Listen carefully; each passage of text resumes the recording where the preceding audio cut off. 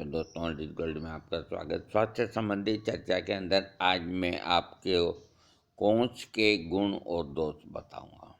कोंच एक सुप्रसिद्ध बेल का फली का बीज होता है। इसे केवाच भी कहते हैं। केवाच यानी कि कोंच की एक लता है। लता का मतलब बेल होती है और उसे कोंच भी बोला जाता है। आमतौर पर लोग कोंच को बहुत ही साधारण लता समझते हैं, लेकिन असलियत कुछ और है। कोंच एक औषधि है। कोंच का प्रयोग कई रोगों का इलाज करने के लिए किया जाता है। आयुर्वेदिक ग्रंथों में यह बताया गया है कि औषधि के रूप में कोंच की पत्तियां, बीज, जड़, रोम आदि का उपयोग किया जाता है। शायद कोंच का आपने देखा होगा। हो सकता है कि शायद आप कोंच से होने वाले फायदे के बारे में जानकारी ना रखते हों। अगर वास्तव में ऐसा है तो ये जानकारी आपके लिए बहुत महत्वपूर्ण है। कोंच का उपयोग कर आप घाव को ठीक कर सकते हैं, टीबी की बीमारी में लाभ पहुंचा सकते हैं। इतना ही नहीं, कुष्ठ रोग, योनि और खून से संबंधित बीमारियां, सूजन और पार्किंसंस यानी कि कंपवात को भी ये ठीक कर सकता है। कोंच क्या है? पुराने आयुर्वेदिक ग्रंथों में कोंच के बारे में जानकारी मिलती है। कोंच की मुख्यतः दो प्रजातियां होती है। एक प्रजाति तो सामान्यतः जंगलों में पैदा होती है। इस पर बहुत अधिक रोए होते हैं। इसकी दूसरी प्रजाति जिसकी खेती की जाती है वह कम रोए वाली होती है। जंगली कोंच पर घने और भूरे रंग के बहुत अधिक रोए होते हैं। अगर ये शरीर पर लग जाए तो बहुत तेज खुजली और जलन होती है। इससे सूजन होने लगती है। कोंच की फलियों के ऊपर बंदर के रोम के जैसे रोम होते हैं। इससे बंदरों को भी खुजली उत्पन्न हो जाती है। इसीलिए इसे मरकटी संस्कृत में और कपी कच्छू कहा जाता है। संस्कृत में बंदर को कपी कहते हैं और इसकी फली के ऊपर रोम होते हैं, वो बंदर के बालों जैसे ही होते हैं। और जैसे बंदर बैठा बैठा दिन भर खुजलाता है, वैसे ही ये फली के रोम लगने पे आदमी को खुजली होती है।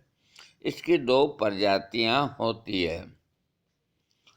एक तो जंगली होती है, एक दूसरी होती है। अब इसको अन्य भाषाओं में इसके जो नाम हैं, इसका वनस्पतिक नाम लैटिन के अंदर म्यूक्यूना प्रूएंस के नाम से इसको जाना जाता है।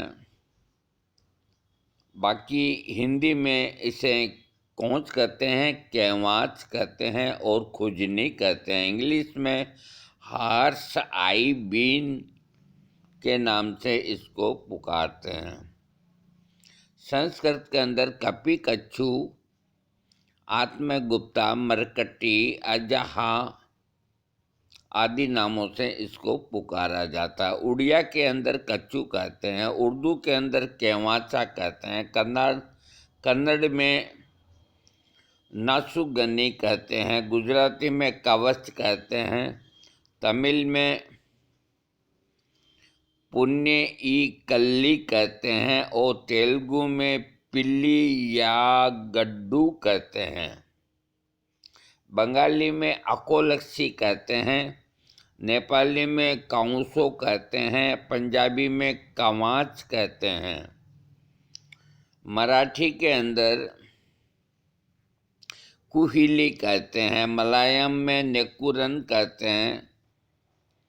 कोंच के अधिक औषधीय गुण होते हैं। कोंच के प्रयोग की ये विधियां हैं, मैं आपको बताता हूँ कि सिर दर्द में कोंच का प्रयोग बहुत लाभदायक होता है। कोंच की पत्तियों को पीसकर सिर पर लगाने से सिर के दर्द से राहत मिलती है। स्नायु रोग में कोंच का इस्तेमाल करने से भी लाभ मिलता है। 1 ग्राम कोंच की जड़ के चूर्ण को सेवन करें, इससे स्नायु रोग ठीक होता है। आपको कोंच की जड़ की जरूरत हो, मेरे पास पड़ी है। सांस की बीमारी में लाभदायक होता है।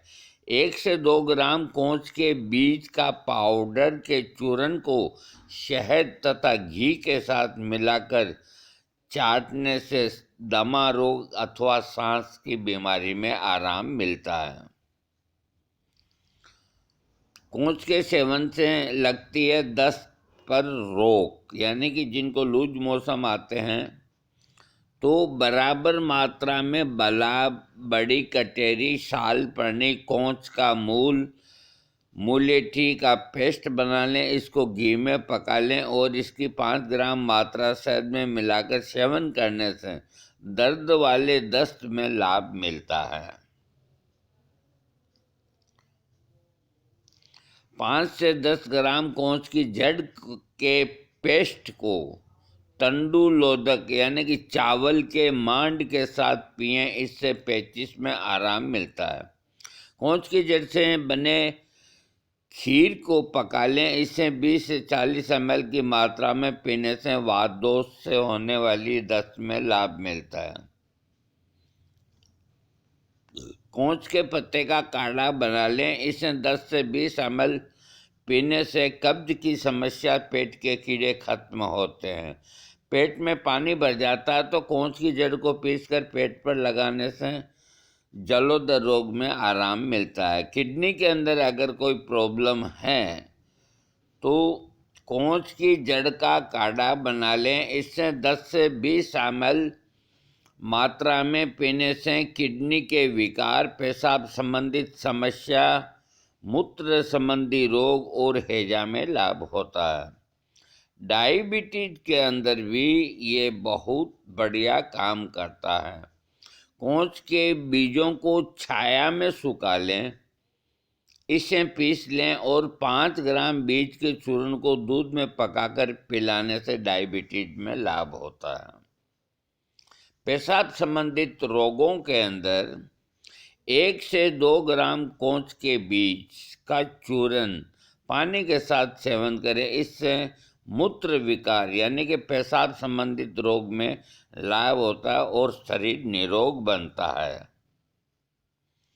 इसके अलावा योनि के ढीलेपन की समस्या को भी ये ठीक करता है। कोंच की जड़ के काढ़ा से योनि को धोने से योनि संकुचित होती है, योनि जो ढीली हो जाती है वो ठीक हो जाती है। लिकोरिया के अंदर 1 से 2 ग्राम कोंच के बीज को अगर कोई बहन बेटी खाती है तो लिकोरिया ठीक हो जाता है। पैरालिसिस, लकवा के अंदर बराबर मात्रा में उड़द, कोंच के बीज, एरंड की जड़, बला मूल के काढ़े के साथ 10 से 30 ml लें, इसमें हींग तथा सेंधा नमक मिलाकर पीने से लकवा में लाभ होता है। कोंच की जड़ तथा झिंझिनी का यानी कि झिंगना के पत्ते के रस को 1 से 2 बूंद नाक में डालें, इससे गर्दन, बाहु यानी कि भुजा, कंधा ये ठीक होते हैं। 1 माह तक नियमित कोंच के बीज के रस 10 से 20 ml का पान करने से अब बाहुक रोग ठीक होता है। बराबर भाग में गूलर, कोंच की जड़ और झिंझिनी के रस में हींग मिला लें, इसकी 1 से 2 बूंद नाक में डालने से अब बाहुक रोग में लाभ मिलता है। कोंच के रस को पिलाने से अब बाहुक रोग मिटता है। लकवा की समस्या में कूट भी फायदा करता है। अब मैं आपको बता रहा हूँ कोंच का मासिक धर्म के अंदर बहन बेटियों के कोंच के बीजों की खीर बनाकर खिलाने से मासिक धर्म विकार ठीक होते हैं। हाँ, कोंच के पत्तों को पीसकर घाव पर लगाने से घाव जल्दी भर जाता है। काम शक्ति सेक्सुअल स्टेमिना बढ़ाने के लिए कोंच का प्रयोग। अब अधिकतर हैं जो सब काम शक्ति के लिए ही कोंच को काम में लेते हैं, जबकि कोंच के बीजों के अंदर कितने गुण हैं ये मैं आपको बताया, अभी और बताऊंगा। तो काम शक्ति यानी कि सेक्सुअल स्टेमिना बढ़ाने के लिए 2 ग्राम कोंच के बीज के चूरन में 1 ग्राम गोखरू के बीज का चूरन और 5 ग्राम मिश्री मिला लें। इसे दूध के साथ खाने से काम शक्ति खूब बढ़ती है। बराबर मात्रा में कोंच के बीज, गोखरू, अपामार के बीज, छिलका रहित जौ तथा उड़द को लें। इसका चूरन बना लें। इस चूरन को 2 से 4 ग्राम की मात्रा में लेकर गाय के दूध में खाने से पकाकर सेक्सुअल स्टेमिना खूब बढ़ता है। इसको मैं दोबारा बोलता हूँ। बराबर मात्रा में कोंच के बीज, बराबर मात्रा में गोखरू, अपामार के बीज और छिलका रहित जौ तथा उड़द, इनका पाउडर बना लें। इस पाउडर को 2 से 4 ग्राम की मात्रा लेके गाय के दूध में मिला करके पकावें और फिर इसका प्रयोग करें तो सेक्सुअल स्टेमिना की खूब बढ़ोतरी होती है। कोंच के बीज तथा ताल मखाना के 204 ग्राम चूरन में मिश्री मिला लें। इसे तुरंत का दुआ हुआ गाय के दूध के साथ सेवन करने से शुक्राणु रोग ठीक होता है। 20 से 30 ml उड़द के सूप में 1 से 2 ग्राम कोंच के बीज का चूरन मिलाकर पीने से काम शक्ति खूब बढ़ती है। 2 ग्राम कोंच के बीज, 2 ग्राम गोखरू में बराबर मिश्री मिला के पीस लें। इसकी 1 से 2 ग्राम की मात्रा शहद या दूध के साथ खाने से काम शक्ति की खूब बढ़ोतरी होती है।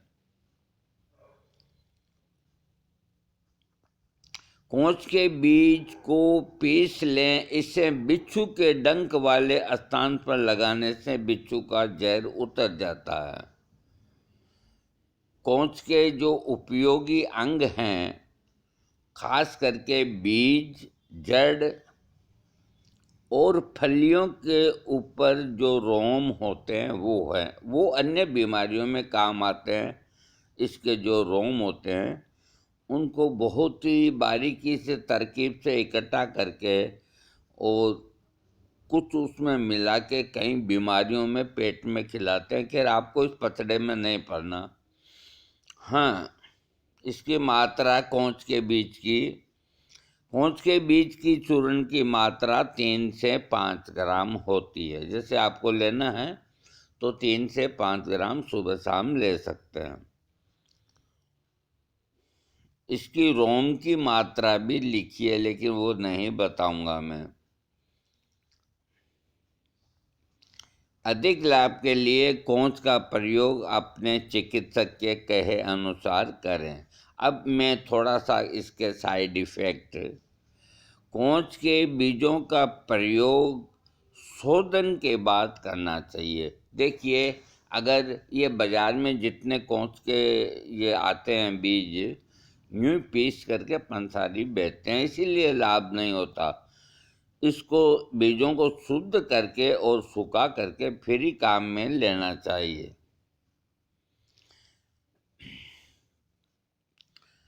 कोंच की लता मैदानी इलाकों में पाई जाती है। हिमालय क्षेत्र में भी मिलती है। भारत के सभी मैदानी भागों में मिलती है।